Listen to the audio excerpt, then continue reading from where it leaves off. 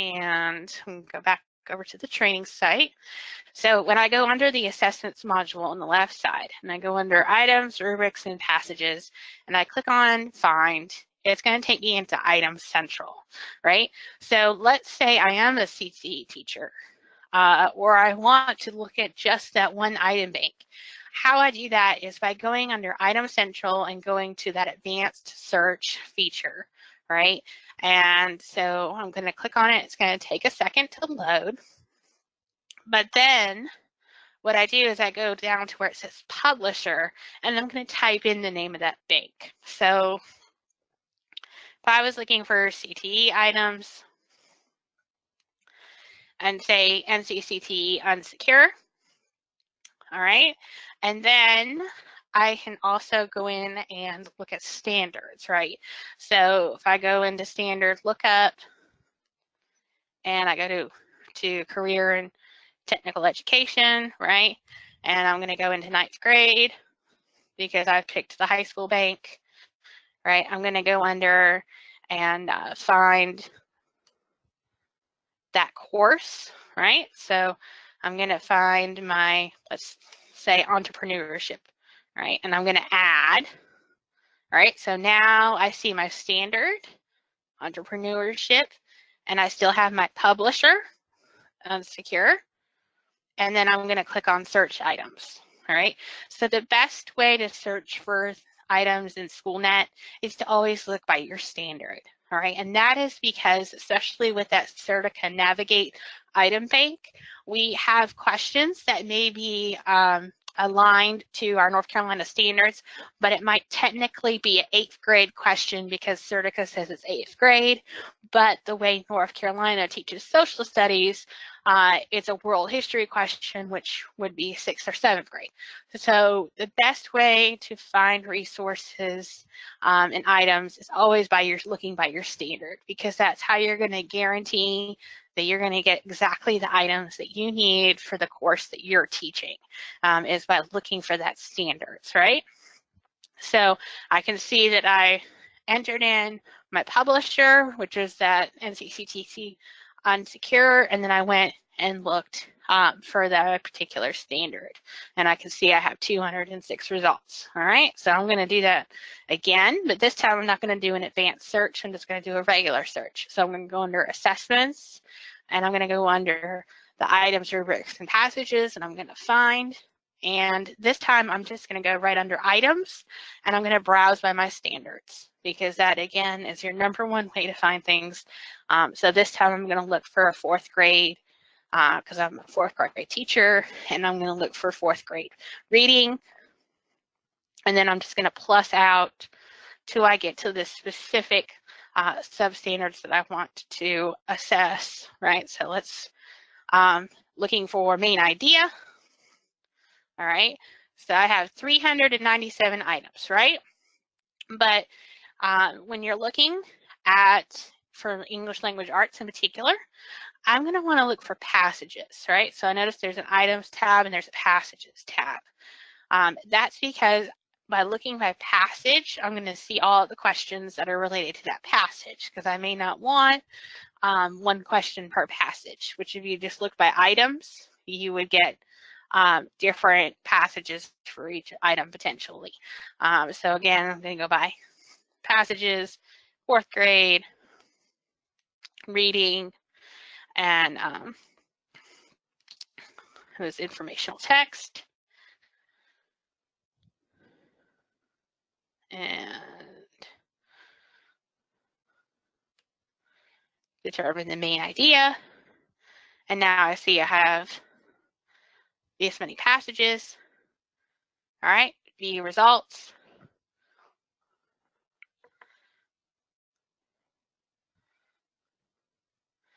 And I will see my passages where I can say more and I can expand out.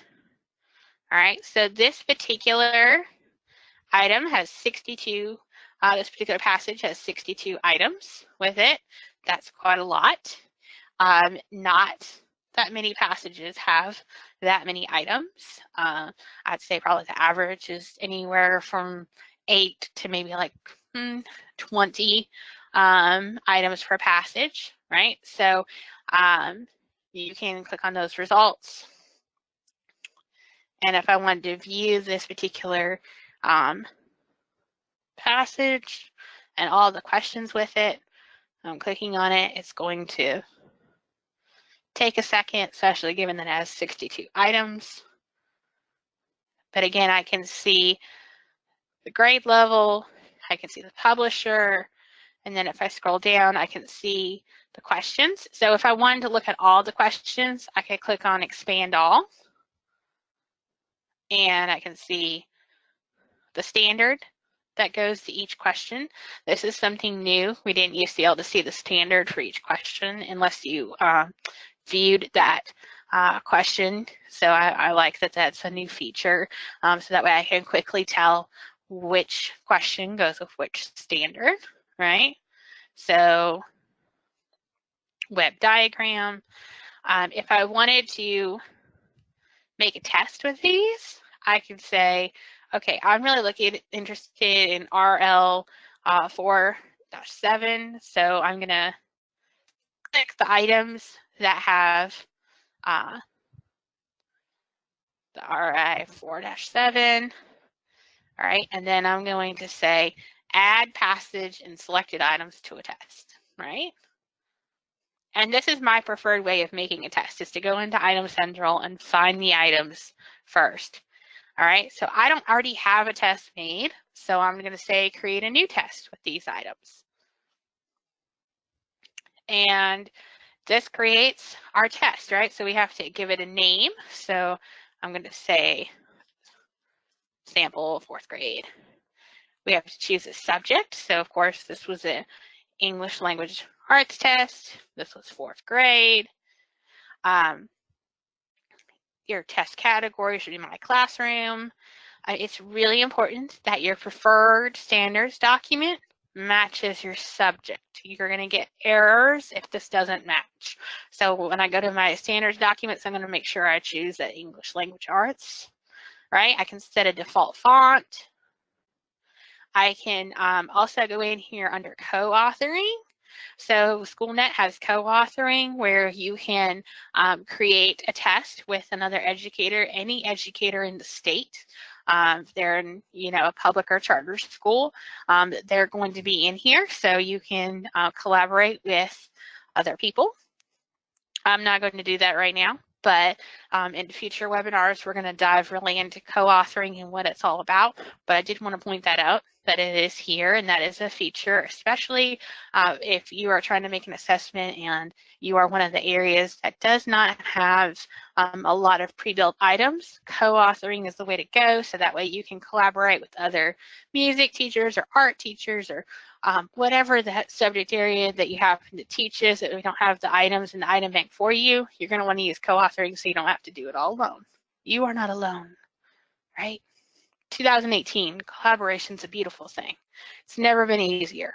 All right, so I'm going to click Generate Test, and it is going to create a test for me with the multiple choice. I'll see my items.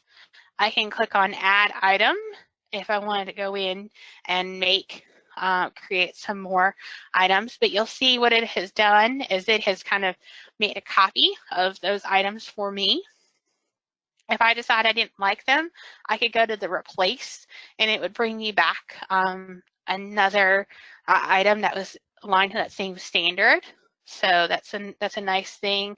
Especially if you're math or science, it's real easy just to replace items because you're just replacing like items, whereas if you're a language arts, for example, it might add another passage to your test, because it's not going to replace it probably with the same item from the same passage. You can also delete.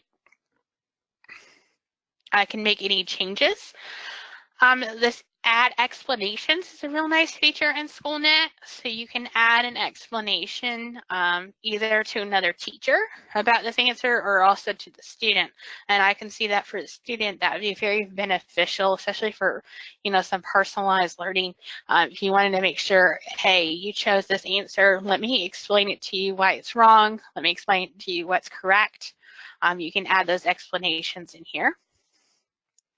There's also tools and manipulatives. So if I wanted to give my students, you know, a ruler or calculator or something like that, I can do that just for this item. This is just for this item that they would have access to that tool or manipulative, because I'm editing just this item right now. I can also preview the online test so I can see what it's going to look like for my students.